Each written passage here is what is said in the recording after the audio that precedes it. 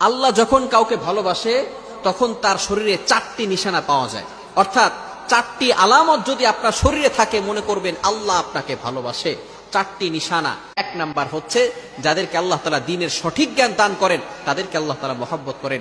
Number 2, দ্বিতীয় number হচ্ছে যারা বেশি বিপদে পড়ে আল্লাহ তাআলা তাদেরকে মহব্বত করেন।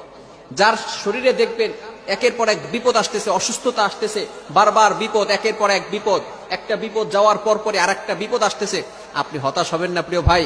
আল্লাহ তাআলা আপনাকে ভালোবাসেন।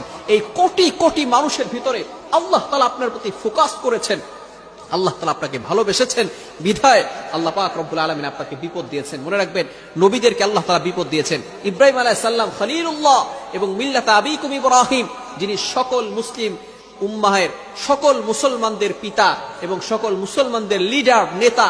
সুতরাং ইব্রাহিম আলাইহিস সালামকে আল্লাহ তাআলা সবচেয়ে বেশি কষ্ট দিয়েছেন।